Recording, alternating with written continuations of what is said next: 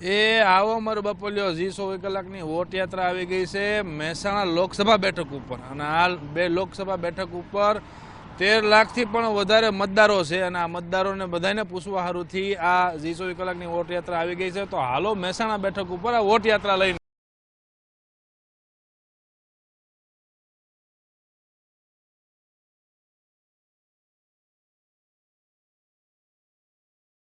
એ જી 24 કલાકની વોટ યાત્રા મહેસાણા લોકસભા બેઠકના સોનેરીપુરા ગામમાં આવી ગઈ છે. તો સોનેરીપુરા ગામની અંદર આ લોકસભાની ચૂંટણીને લઈને હું જણાવું છે એ આપણે પૂછીએ આ બધાને. હાલો વોટ યાત્રા લઈને સોનેરીપુરા ગામમાં.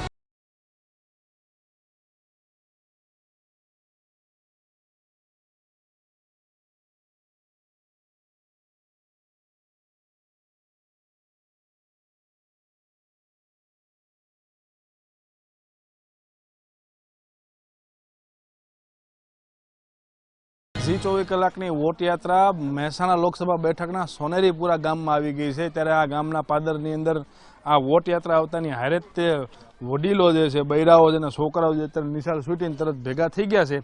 તો આ લોકસભાની ચૂંટણીને લઈને આ વાતાવરણ કેવું છે, હું આ લોકોના મન છે કહેવાના એ પૂછીએ આપણે. બા કેમ છો? મજામાં? જય શ્રી કૃષ્ણ. મજામાં છીએ, મજામાં નથી. લે કેમ હું થયું? આ ખેતીમાં બધું પાણી વગર બધું બેકાર થઈ ગયું. લે કેમ પાણી કેમ નથી? પાણી નેરમાં નદીમાં પાણી ન આવ્યું, નેરનું. પછી વરસાદ ન આવ્યો, પછી શું કરવાનું? હવે શું હોવું જોઈએ? સરકારે શું આપવું જોઈએ? પાણીની સગવડ કેમ નહીં કરવી જોઈએ? ગામમાં બોર કરવો જોઈએ. પાણી નબદાનું ન આવે તો પાણી વગર મરવાનું થાય. એ આવજો ભાઈ રેકેરી આ બેન એવું કહે છે કે પાણી આ વખતે અહીંયા આવ્યું જ નથી આ વિસ્તારમાં, તો સિંચાઈની સગવડ જે છે એ થવી જોઈએ. અને આ ગામની અંદર સોનેરીપુરા ગામની અંદર જો સોના જેવું કરવું હોય તો પાણી ક્યાંક ને ક્યાંક હોવું જરૂરી છે. બીજા બેને ઊભા છે, ઘણા બધા બૈરાઓ ઊભા છે.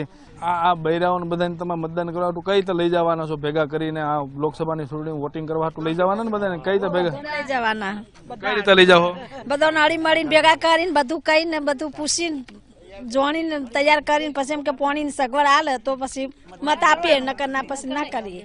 લે જો પાણી આપશો તો જ મત થાય આ ગામમાં, નકર નહીં થાય. કશું નહીં. પાણી વહીને તો કોઈ ને ચાદારા બંધ રહી જાય તો પાણી બોરો મહિના હોય ને પછી લાઈટ ના કાપ હોય ને બધું હોય તો પછી પ્રમાણે પાણી ચો ભરવા જઈએ.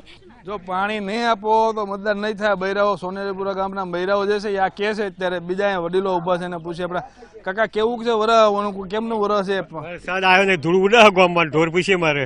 આમ જોઈએ આ ગામની અંદર ધૂળ ઉડે છે અને વરસાદ પડ્યો કે નથી પડ્યો? નથી પણ એક આપતું આવીને પડી જતું રહ્યું. તો સિંચાઈની યોજના કેવી છે? શું માંગ છે હવે તમારી? ચૂંટણી આવી ગઈ પેલા કહી દો. ગામના કિનારા નદી છે પણ પાણી વહ્યું જ નહીં. એટલે રૂપેર નદીના કાંઠે આ સોનેરીપુરા ગામ વસેલું છે અને અહીંયા ચેકડેમ જે છે એ બનાવવાની જરૂરિયાત, બરાબર? ચેકડેમ બનાવવો છે ને? બસ ચાલુ કરવાનું કામ કહેતા હતા. હા શું જરૂર છે કાકા બોલો? હાલો. ચેકડેમની ખાસ જરૂર ખેડૂતને બધા વિષયો માટે પાણીની બહુ અગવડ પડે છે. વરસાદ ના આવે તો ખેતીવાડીમાં શું પાક લેવો એ બધા અમારી તકલીફ પડે. તો આ વખતે આ ચૂંટણી જે છે એનું વાતાવરણ આ મહેસાણામાં કેમનું છે, કઈ રીતનું છે? ભાજપ તરફથી જ છે વાતાવરણ તો, પણ આમાં શું છે, ધરોઈની જે ડેમ ખરો ને એની ધરોઈનું બામોસના આગળ મેઇન કેનાલ છે.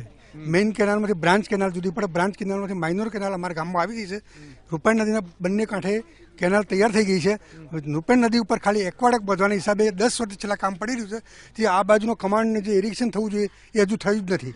10 વર્ષથી આ કામ એમને પડ્યું રહ્યું છે, હજુ સુધી કોઈ પૂરું કર્યું. તો હવે આ વખતે 15 વર્ષ લો આ કાકા 10 નહીં પણ 15 વર્ષ કહે છે. ત્યારે પૂછી આપણે સાંસદની ગ્રાન્ટ જે હોય આ ગ્રાન્ટ કેટલીક કાકા એ કયો ગ્રાન્ટ આ છે ગામની અંદર કેટલીક વપરાણી, ક્યાં વપરાણી અને કેટલીક જરૂર છે જે ગ્રાન્ટની, ક્યાં ક્યાં વાપરવાની?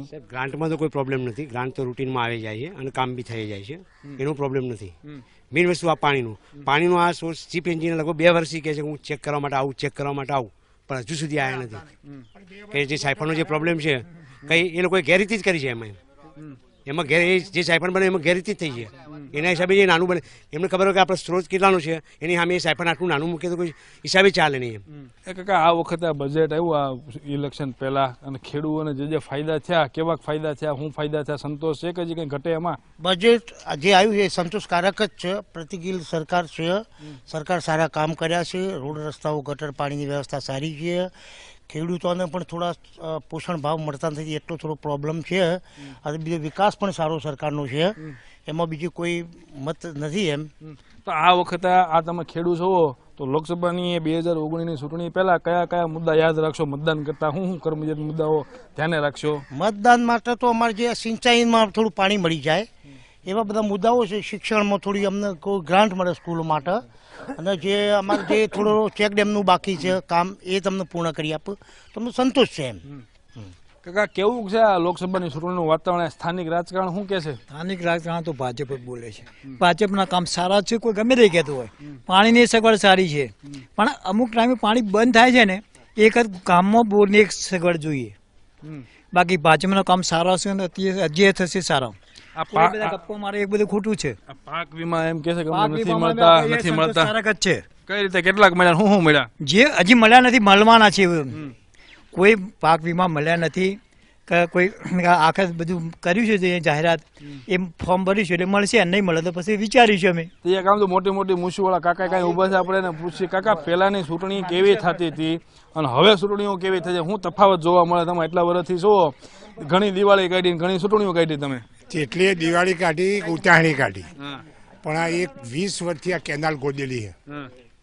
ખેડૂતોમાં પડ્યું તો એક હાથો નીકળ્યો નહીં. સરકાર ચેક ડેમ અમારા સરપંચે રજૂઆત કરી છતાં કોઈ કાર્યવાહી થતી નહીં. સરપંચ ઓફિસમાં જોઈએ કે ફાઇલ નેચર ગાલેલી ઉપર આવે, સરપંચ નેચર ઉતરે કે ચોથા માળીએ ચડી જાય. આ બે પ્રશ્ન સોલ્વ થાય તો વાત આગળ હેડ છે, નકર આજે નહીં હેડે કે કાલે નહીં હેડે. એ જો વાત આગળ હાંકવી હોય તો સૌથી પહેલા એ સિંચાઈની સગવડ પૂરી કરો ને. તો કાકા ખીજાઈ ગયા, બરાબર ને? કાકો નહીં, આખું ગામ ખીજવાનું હોય. કાકો એકલો નહીં ખીજવાનું, આખું લશ્કર આખું ઓનેરી પર ખીજવાનું હોય. આ હતું સોનેરીપુરા ગામ. જી 24 કલાકની વોટ યાત્રા અહીંયા આવી અને જાણ્યું, અને એક કાકા ખીજાઈ હોત ને ગયા કે આ જે સિંચાઈની યોજના જે જેમ બને વહેલી તકે પૂરી કરો તો જ તમામ બાબતો બીજી બધી આગળ હાલશે. નકર અહીંના ને અહીંયા સોનેરીપુરા ગામ જે છે હવે અટકેલું રહે. તો વોટ યાત્રામાં હતું સોનેરીપુરા ગામ. હાલો હવે આ વોટ યાત્રા લઈને જઈ બીજે ગામ.